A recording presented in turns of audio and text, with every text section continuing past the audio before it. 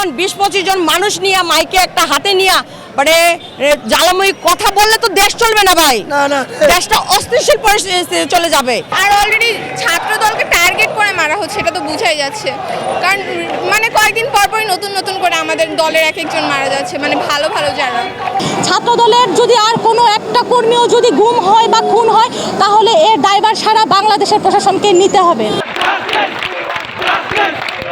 আমরা সাম্য হত্যার বিচারের দাবিতে আপনারা দেখেছেন এক সপ্তাহেরও বেশি সময় ধরে আমরা রাজপথে অবস্থান নিয়েছি, কিন্তু এখন পর্যন্ত তার কোনো বিচার হচ্ছে না এবং তার আসামিদের, খুনের আসামিদের কিন্তু গ্রেপ্তার করা হচ্ছে না। যে কয়জনকে গ্রেপ্তার দেখানো হয়েছিল তাদেরকে আবার ছেড়ে দেওয়া হয়েছে, আপনারা সেটাও জানেন। এবার ভিসির চরম উদাসীনতা এটা আমাদেরকে মারাত্মকভাবে ব্যথিত করছে। আমরা ভিসির পদত্যাগের দাবি চাই এবং আমাদের ভাইয়ের খুনের হত্যার বিচার চাই। যদি আমাদের ভাইয়ের খুনের হত্যার বিচার না করে, যমুনা কিন্তু এখান থেকে বেশি দূরে না, আমরা কঠোর থেকে কঠোর আন্দোলন করতে বাধ্য হব। বেসরকারি বিশ্ববিদ্যালয় ছাত্র দলের পারভেজকে কিন্তু উপর্যুপরি ছুরিকাঘাতে কিন্তু প্রকাশ্যে কিন্তু দিবালোকে বৈষম্য বিরোধী প্ল্যাটফর্মে ছাত্ররা কিন্তু হত্যা করেছে। এবং আমরা গত প্রায় 9 দিন আগে আমাদের ঢাকা বিশ্ববিদ্যালয়ের মেধাবী শিক্ষার্থী ছাত্র দলের নেতা সাম্যকে যেভাবে উপর্যুপরি আঘাত করে কিন্তু মেরে ফেলা হয়েছে, ঘটনার ধরন কিন্তু একই, সবাইকে কিন্তু ছুরিকাঘাত করে কিন্তু মেরে ফেলা হচ্ছে। তাহলে আমরা বলবো যে ছাত্র দলকে টার্গেট কিলিং কি করা হচ্ছে? আমরা দেখেছি যতগুলো হত্যাকাণ্ড হচ্ছে প্রশাসন কোনো ভূমিকা রাখছে না, তারা শুধুমাত্র দায়সারা একটা ভাব দেখিয়ে তারা বিভিন্ন মানুষকে নিয়ে এসে শুধুমাত্র অ্যারেস্ট দেখাচ্ছে। আসলে সত্যিকার অর্থে যারা মূল ঘাতক তাদেরকে কিন্তু তারা ধরতে পারছে না। এটা আসলে প্রশাসনের ব্যর্থতা আমি বলবো। আমি প্রশাসনকে আবার দায়িত্বভাবে ছাত্র দলের পক্ষ থেকে বলতে চাই, ছাত্র দলের যদি আর কোনো একটা কর্মীও যদি গুম হয় বা খুন হয়, তাহলে এর দায়ভার সারা বাংলাদেশের প্রশাসনকে নিতে হবে। আপনারা দেখবেন এখানে ঢাকা বিশ্ববিদ্যালয়ের প্রায় সব জায়গায় কিন্তু সিসি ক্যামেরা কিন্তু পাঠাও চলো দেশি ভাইবে চলবে 14 থেকে 31 মে পর্যন্ত। সিসি ক্যামেরা লাগানো আছে, কিন্তু এখানে আসলে ঢাকা বিশ্ববিদ্যালয়েরই ব্যর্থতা আছে, প্রক্টর স্যারের হচ্ছে ব্যর্থতা বলবো, ভিসি স্যারের ব্যর্থতা বলবো। দেখবেন যে তারা দায়িত্ব গ্রহণের পরে ঢাকা বিশ্ববিদ্যালয়ে যে দুইটা খুন হলো, তারা সে ধরনের কোনো পদক্ষেপ নিল না। পাশাপাশি খুনি হাসিনার যে গ্রাফিটি থেকে শুরু করে তার যে ছবি, সব কিছুতেই কিন্তু তারা কোনো ভূমিকা নিচ্ছে না বা নেয়নি। তাহলে আমরা বলবো তারা আসলে কি জন্য এই পদে তারা আসলে আছে। একটা বাড়িতে আপনি তালা দেওয়া থাকবে, আপনি গেট টপে ভিতরে ঢুকবেন, মব জাস্টিস তৈরি করবেন, এটা কেমন কথা? এটা নেতৃত্বে কারা থাকে? এটা প্রশ্ন ছিল রাত্রের বেলা। সকালবেলা যখন দেখলাম মাসুদ সাহেব হাসতে হাসতে কেলাইতে গিয়ে ওদেরকে নিয়ে আসলো, এক সাংবাদিক ভাইকে ধন্যবাদ জানাই। আমি জানি না সে সাংবাদিক ভাইয়ের চাকরি আছে কিনা, থাকার তো কথা না। ওনাদেরকে প্রশ্ন করে ফেলছে এত কষ্ট যে উনি তো অপরাধের সাথে জড়িত, কেন ওনাকে ছাড়াইতে আসলেন? সে বলেছে না ওটা। তখন ভাইয়া যখন বললো, সাংবাদিক সাহেব বললো আমি তো একটা প্রতিবেদন বের করেছি যেটা তো প্রমাণ সহ দেখাইছি, তখন বলছে উনি না ওদেরকে ব্যবহার করেছে। মানে যখন সাংবাদিক ভাই বললো যে আমার কাছে প্রতিবেদন আছে, আমি প্রমাণ সহ প্রতিবেদন করেছি, তখন বলে ওরা না ওদেরকে ব্যবহার করছে। মানে সে এটার সাথে জড়িত না হলে সে জানে কেমন তাকে ব্যবহার করছে।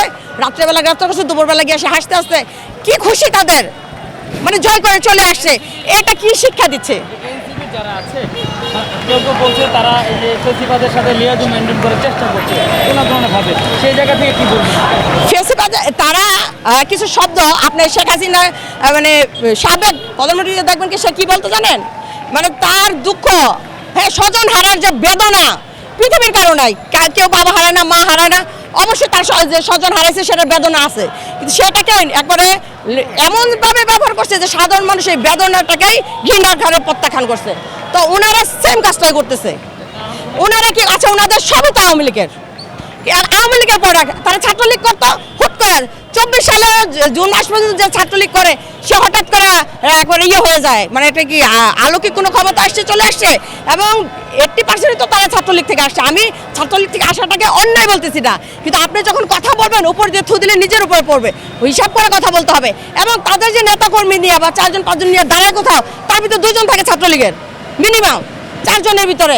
সেই মানুষই আবার বলে যে মানে তাহলে আমরা যখন বলছিলাম ভোটের অধিকারে রাস্তায় আসেন নাই কেন? আমরা যখন ঢাকা বিশ্ববিদ্যালয়ে আমরা 6টা মেয়ে যখন ঢাকা বিশ্ববিদ্যালয়ে মাইর খেলাম বড় ভাইদের কাছে, ছাত্রলীগের কাছে, তখন তারা দাঁড়িয়ে হাসছিল কেন? তখন তারা আসে না কেন? যখন দিনের ভোট রাত হয়েছে তারা কেন ভোট দিয়ে বিচ্ছিন্ন দিয়ে ছবি দিয়ে বলছিল না যে শেখ হাসিনা সরকার বারবার দরকার? হ্যাঁ, তারা কেন আমিরামি নির্বাচনে ভোট দেওয়ার পরে তারা এসে আলহামদুলিল্লাহ স্ট্যাটাস দিছিল। তারা আমিরামি নির্বাচনও কিন্তু তারা সম্মতি জানাইছে, তারা নির্বাচন দিতে গেছে। তো সেই মানুষগুলো যখন বলে আমি 16 বছর ধরে প্ল্যান করি, তাহলে কি এই প্ল্যান করছে যে আওয়ামী লীগকে টিকে রেখে আওয়ামী লীগের সাথে তাল মিলিয়ে তারা সরকারে থাকবে? এরপরে আবার সরকার যখন ওনারা ছাত্র ছিল তখন 7 খুন মাপ।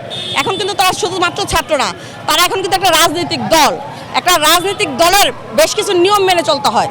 সেই নিয়মের মাঝে তাদের কিন্তু সংগঠনটা গোছানোর কথা, তারা তাদের দলের নিবন্ধন নেওয়ার কথা, প্রতীক নেওয়ার কথা। তারা তা না নিয়ে তারা নির্ধারণ করে দিচ্ছে কে এমপি হবে, কে মন্ত্রী হবে, কখন কি হবে। আপনারা দেখেছেন গতকাল তাদের যে প্রোগ্রামটা ছিল, সেই প্রোগ্রামে তারা কি করেছে, মানে বিশাল একটা সমাবেশ করবে। আপনি যদি ছবি দেখে থাকেন, যদি ওখানে সশরীরে থাকেন তো ছিলেন, আর না গেলে প্রায় 200-র মতো ক্যামেরা পার্সন দিয়ে কিন্তু ভরা ছিল, প্রায় 200-250 হবে না। তারপরে ইউটিউবার থেকে ধরে মানে মিডিয়া ব্যক্তিত্বরা 200 ছিল, পিছনে পুলিশ ছিল প্রায় 150-র উপরে, ওনাদের মানুষ ছিল 20-25 জন। এখন 20-25 জন মানুষ নিয়ে মাইকে একটা হাতে নিয়ে মানে জ্বালাময়ী কথা বললে তো দেশ চলবে না ভাই, দেশটা অস্থিতিশীল পরিস্থিতি চলে যাবে। আপনি একটা জ্বালাময়ী কথা বলতেছেন, ফেসবুকে একটা শেয়ার হচ্ছে, এই শেয়ারের পরে কি হচ্ছে? আপনার তো কথা বলা হচ্ছে তখন করিডোর নিয়ে, আপনার কথা বলা হচ্ছে তো সুন্দরবন নিয়ে। আপনি যদি আপনার দলের বাড়ি গিয়ে কথা বলতে চান, আপনার কি এখন উচিত বিএনপি নিয়ে কথা বলা? আপনি 6 তারিখ থেকে শুরু করছেন বিএনপির এই দোষ, বিএনপির ওই দোষ। আপনি মানে তারা মুখস্থ করে ফেলছে বিএনপি মানে চাঁদাবাজি করে, অথচ আপনারা দেখেছেন পরশুদিন মাসুদ কি করে আসলো, হান্নান মাসুদ তার দলের 3 জন চাঁদাবাজকে থানা থেকে ছোটায় নিয়ে আসলো।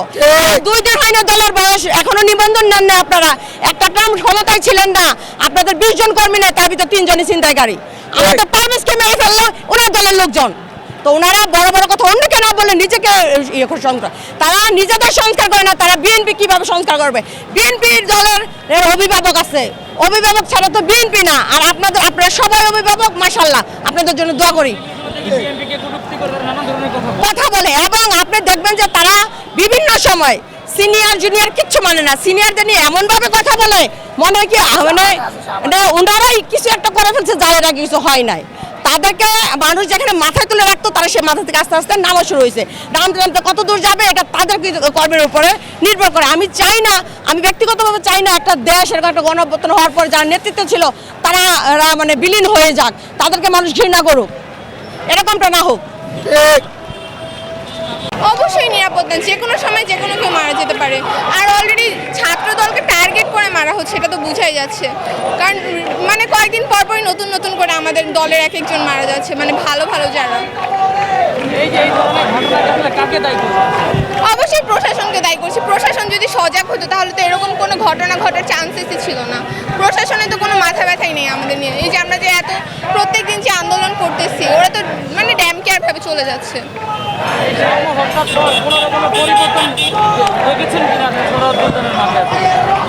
প্রশাসন তো এখন এই যে 9 দিন হয়ে গেল অলরেডি, ওদের কোনো ইয়ে আছে যে 3 জনকে যে আটক করছে, ওরাও তো শিওর না, মানে ওদের তদন্ত যে সঠিক কিনা এর তো কোনো ইয়া নাই, জবাব নাই ওদের কাছে।